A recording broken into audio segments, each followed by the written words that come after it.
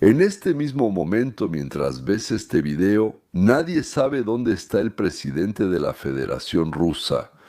Tal vez esté en Krasnodar, en un búnker subterráneo, o tal vez en Valdai, en una fortaleza rodeada por 12 sistemas de defensa antiaérea, o tal vez esté en Sochi, en una copia idéntica de la oficina de Moscú, o tal vez esto no sea una teoría de la conspiración.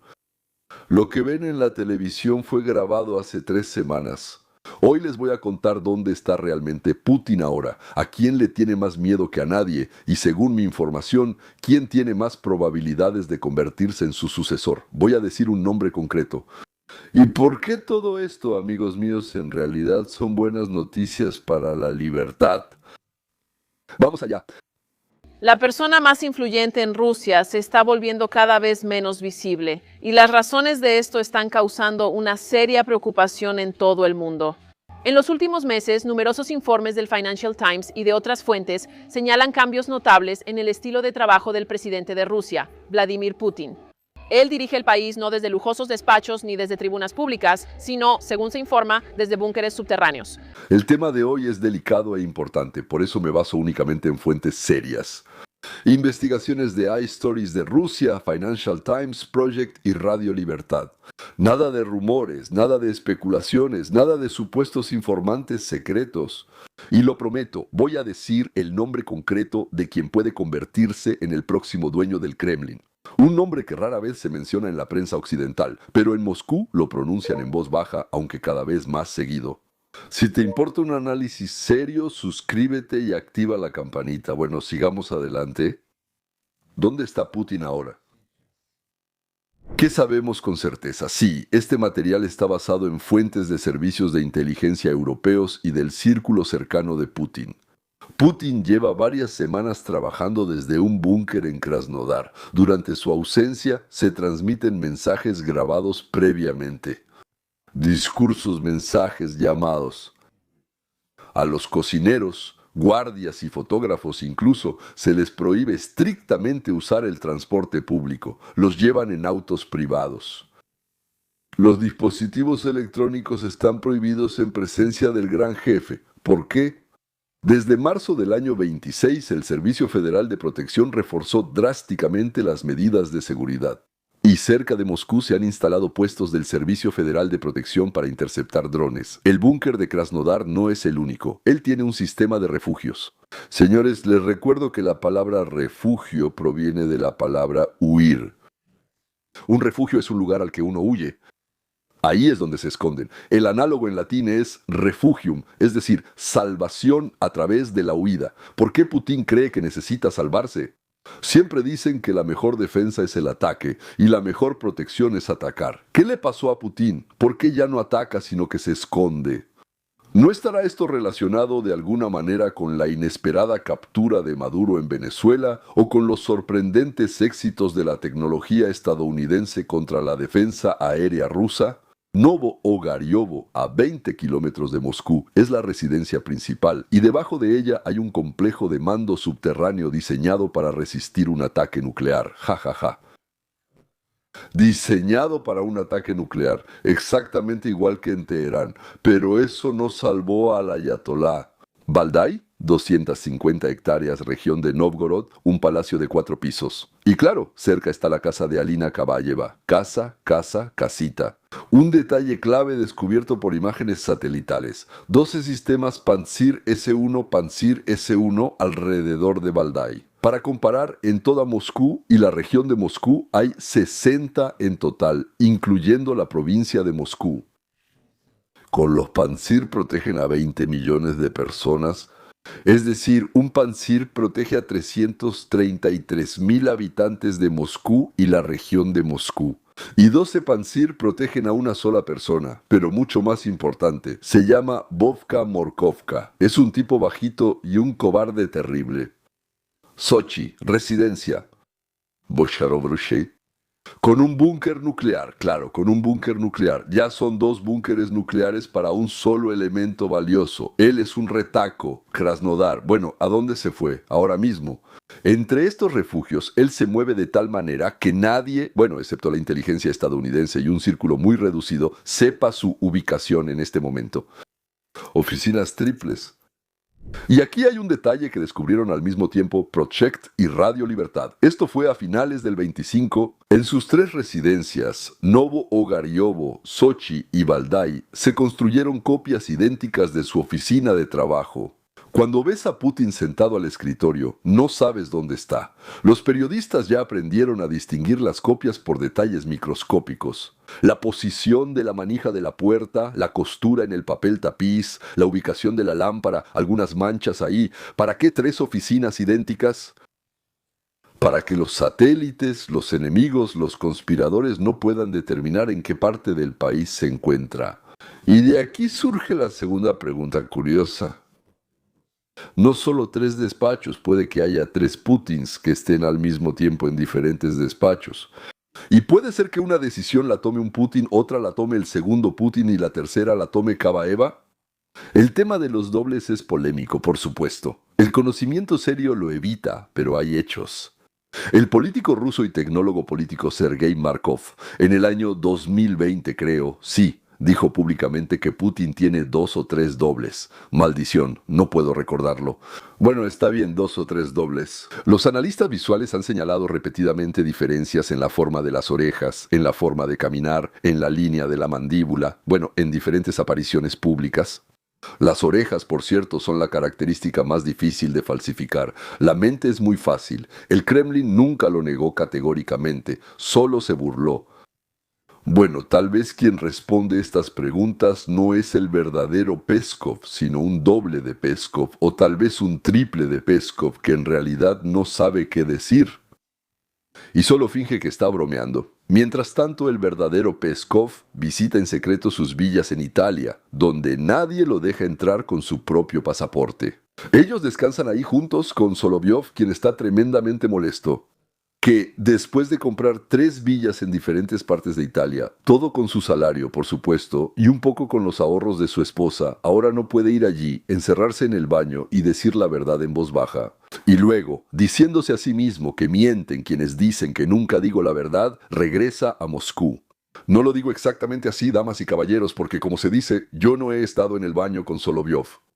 Digo que los hechos no lo excluyen, y los despachos triples hacen que esta versión sea parte de la infraestructura. Preparada a nivel de infraestructura. De verdad recordamos cómo Putin, que en general habla alemán bastante bien, se encontró inesperadamente con Merkel. Inesperadamente. No estaba planeado. En una sala pasaron uno junto al otro, y ella, desde lejos, por así decirlo, le dijo algo. Él se quedó absolutamente desconcertado cuando ella le dijo algo en alemán. El traductor corrió hacia él, quería susurrarle algo al oído. En el rostro de Merkel apareció por un segundo una sorpresa atónita y luego una sonrisa de comprensión. También, por supuesto, fue gracioso cuando en la firma del Tratado de Apoyo Mutuo y Protección, ahí de esas 6 ex-repúblicas de la Unión Soviética, supuestamente Putin, en lugar de firmar, dio un golpe, estaban sentados en la mesa, tomó y golpeó, ¿cómo se llama? El sello, ahí, eso se llama facsímil, sí, ocultándolo con ambas manos de los periodistas. A lo que el entonces poco experimentado en diplomacia presidente de Armenia, Pashinyan, sí, reaccionó con una risa nerviosa y luego se sintió terriblemente avergonzado. Supuestamente, tomó una foto de la firma de Putin en el documento y luego, durante 2 o 3 años, no sonrió ni una sola vez. La amenaza externa no es la principal. Ahora, ¿por qué y para qué es todo esto? La versión oficial es que los drones vienen de Ucrania. Y eso, bueno, probablemente sea parcialmente cierto. En 2025, un dron ucraniano golpeó un edificio residencial de lujo, como a unos 56 kilómetros del Kremlin. Sí, 5 días antes del desfile de la victoria. Ese no fue del primer ataque, pero tampoco el último. Naturalmente, pero si observas detenidamente las medidas de seguridad, queda claro que no están dirigidas únicamente, ni siquiera principalmente, contra una amenaza externa. La prohibición del transporte público para los ladrones, eso probablemente no es por los drones, sí, es por el envenenamiento. La prohibición de dispositivos electrónicos en presencia de Putin, sí, eso no es por los misiles, es por las escuchas y la localización desde dentro. 3 despachos, para que nadie de los suyos sepa dónde está. Eso no es por el dron, es por la inteligencia extranjera, es por la traición interna. Amigos míos, la regla principal de la historia de Rusia. Al zar en Rusia casi nunca lo mataban extranjeros. Al zar en Rusia normalmente lo mataban los suyos. Bueno, de hecho, a los césares también los apuñalaban los brutos. A Pablo I lo estrangularon los oficiales de su propia guardia en su propio dormitorio. Alejandro II murió por una bomba de los miembros de Narodnaya Volia, pero ellos solo pudieron acercarse porque la seguridad, de alguna manera, no funcionó. Nicolás II fue fusilado por los suyos. Según la mayoría de las versiones serias, Stalin fue envenenado por Beria. A Khrushchev lo destituyeron sus propios compañeros. A Gorbachev lo engañó su propio círculo. Putin conoce esta ley. Incluso si no ha leído ningún otro libro, este libro titulado Cómo los tiranos y los locos son asesinados por los suyos, se lo aprendió de memoria. Y la principal amenaza para él hoy no es Ucrania, no es Occidente, no es San Petersburgo, y la principal amenaza es la élite que él mismo crió. La elección de Prigozhin. Y esa élite ya ha mostrado sus colmillos. Junio del 2023, el motín de Prigozhin, la columna de Wagner. En 2 días llegaron hasta... ¿Cuánto fue? Quedaron a 200 kilómetros de Moscú. Ningún ejército regular los detuvo, nadie siquiera lo intentó. Una llamada de Lukashenko los detuvo. No sabemos qué se dijo, pero la llamada de Lukashenko los detuvo. Putin rompió la promesa de inmunidad exactamente 2 meses después. Organizó el accidente del avión, pero la lección quedó. La lección es esta. Si una persona decidida con 25,000 hombres armados se arriesga, Moscú no va a proteger a Putin. Ahora cada general del Kremlin, cada oficial del FSB, cada oligarca lo sabe. ¿Qué? Técnicamente es posible, psicológicamente ya está hecho. Es decir, ya hay un precedente y Putin también lo sabe. El sucesor. Y ahora el nombre prometido. En la prensa occidental suelen especular, mencionan a 3 candidatos. Mikhail Mishustin, un primer ministro tecnócrata, Nikolai Patrushev, que es un viejo agente de la KGB, y Dmitry Medvedev. Bueno, desde mi punto de vista es una tontería, pero él es leal, aunque está comprometido, es alcohólico, tiene esto y aquello, y demás, difícilmente, pero aún así lo mencionan. Yo creo que ninguno de ellos es el principal candidato. El principal se llama Alexei Genadievich Diumin. ¿Y quién es él?, se preguntarán. Ya les conté sobre él una vez. Ex guardaespaldas personal de Putin, ex jefe del Servicio de Seguridad del Presidente dentro del Servicio Federal de Protección, ex viceministro de Defensa, ex gobernador de la región de Tula y desde 1924 secretario del Consejo de Estado. Es decir, un cargo que supervisa toda la política regional del país. Es joven, tiene 53 años. Militar, deportista y, lo más importante, su lealtad personal a Putin es mayor que la de cualquier otro miembro de la élite. Diumin le debe toda su carrera a Putin. Él no tiene una base de influencia independiente, no es parte de los clanes de poder de Patrushev o Sechin, es un hombre de confianza personal. Es exactamente el mismo modelo por el cual, el trío bajo Yeltsin eligió a Putin en 1999, joven, leal, sin su propio clan, ligado a su protector. Si Putin tiene la oportunidad de elegir a su sucesor, mi pronóstico es Diumin. Si no le dan esa oportunidad, entonces el régimen colectivo intentará mantener el sistema a través de Patrushev padre, también está Patrushev hijo, en el papel de leyenda, y Mishustin, digamos, como la cara pública. Y por lo tanto la lucha de clanes por el poder real. Pero el primer escenario, Diumin, es preferible para Putin. Y para toda su, no sé cómo llamarlo, familia, equipo, colectivo, cooperativa, quién sabe. Y ahora la pregunta más interesante. Putin sabe de todos los problemas en su entorno y la respuesta, esa respuesta aterradora, ¿sí? Ahora voy a intentar demostrarlo. Parcialmente no. Según iStories y Project y también analistas occidentales, Putin recibe informes de inteligencia de 3 personas, principalmente de Patrushev, de Nikolai. No le muestran fuentes abiertas, televisión ni internet, solo informes preparados. El motín de Prigozhin era conocido por el FSB desde un mes antes. Lo advirtieron. Putin no lo creyó. Le informaron que todo estaba bajo control. El principal error de la guerra de 2022 fue subestimar a Ucrania. Sobreestimación de su propio ejército, como resultado de que nadie quería decirle la verdad. Todos los informes pasan por un filtro. Dicen lo que el jefe quiere escuchar. En realidad, esa es una enfermedad antigua de la autocracia. Cuanto más fuerte es el autócrata, peor está informado. Los subordinados tienen miedo de traer malas noticias. Todos temen ser responsables de esas noticias. Ya saben cómo dicen, matan al mensajero, al enviado. Como resultado, el gobernante en el búnker vive en un vacío informativo y lo rodean informes tranquilizadores. Todo está en perfecto orden. Berdiayev escribió sobre esto en Istokov. En los orígenes y el sentido del comunismo ruso, el autócrata se convierte en la primera víctima de su propia autocracia. Deja de ver el país. Él solo ve lo que le muestran. ¿A quién le teme Putin? ¿A quién le teme Putin? Pero ni a Zelensky ni a Trump.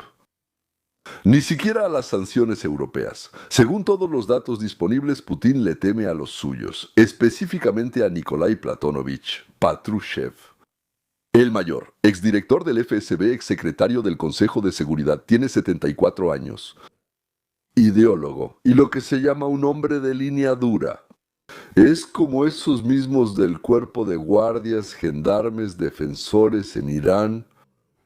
Patrushev es la única persona en el sistema que, independientemente de Putin, tiene poder real. Construyó su propia red en el FSB, es el principal arquitecto de la guerra y es fundamental, es más duro que Putin. Él considera que Putin es demasiado blando.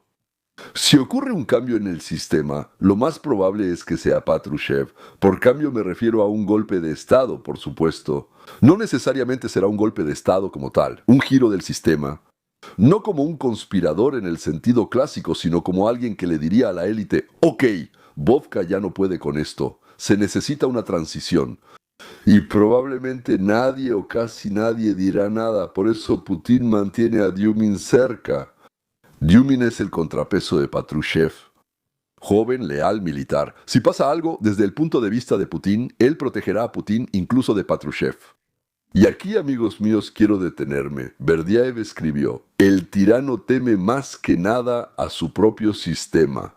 Ni libertad, ni pueblo, ni enemigo. A los suyos. Porque a los suyos él los crió, los creó, los conoce. Y como los conoce, les tiene miedo. Y a los suyos les enseñó el camino al poder, caminos que ahora pueden tomar, y ellos mismos están en su contra. El búnker, por cierto, no es fuerza, el búnker es miedo, es el final, no la cima. Todos los gobernantes rusos que se encerraron en un búnker salieron de la historia en unos pocos años. Un gobernante en un búnker es un gobernante que ya perdió el país. Puede mantener el control formal durante algunos años más, puede seguir firmando decretos, pero ya no gobierna. Él no ve, no escucha, está rodeado de personas que mienten. No porque quieran engañarlos, sino porque quieren protegerse a sí mismos. Ven su carrera como algo más importante que cualquier cosa que esté pasando con esa Rusia. Y cada día que Putin pasa en Krasnodar, en Valdai, en una copia de su propio despacho, es un día en que Rusia se aleja un poco más de él. Un centímetro más, medio metro más, un kilómetro más. La burocracia está aprendiendo a trabajar sin él. La élite está aprendiendo a llegar a acuerdos. Por encima de él, las autoridades regionales están aprendiendo a tomar decisiones sin pedir aprobación. El sistema mismo está aprendiendo a vivir, o digamos a vivir después de Putin. ¿Hay vida después de Putin? Sí, la hay. Porque Putin ya está saliendo de ella física y psicológicamente, se está yendo solo. Y eso, amigos míos, es la mejor noticia que puede venir de este lugar que ya ni siquiera es un imperio, sino una especie de cloaca del mal. Porque el sistema que está aprendiendo a vivir sin él es un sistema que puede dejar de pelear en cuanto él ya no esté. Porque le van a echar toda la culpa a él, fue él, y nosotros no tuvimos nada que ver con eso. Siempre aparentábamos lealtad, la verdad, pero por dentro siempre estábamos en contra. Es un sistema que puede volver a hablar de la paz. Los búnkeres en la historia rusa siempre han significado una sola cosa: un cambio de época. Y ese cambio, sea como sea, sangriento o por el contrario sonriente, con el lago de los cisnes o tanques en las calles cerca de la Casa Blanca rusa o del Kremlin, sí se acerca cada día más. Con cada día pasado en los calabozos de Krasnodar, se está acercando. Gracias por ver hasta el final. Si este programa te fue útil, dale, ya sabes, me gusta. O sea, ahora en ruso les gusta usar palabras extranjeras, por ejemplo, eso de dale like. Suscríbete si no lo has hecho y activa la campanita si aún no lo has hecho. Y no olvides compartir este video. Estuvo con ustedes León Weinstein. Hasta la próxima. Y la historia, damas y caballeros, está de nuestro lado.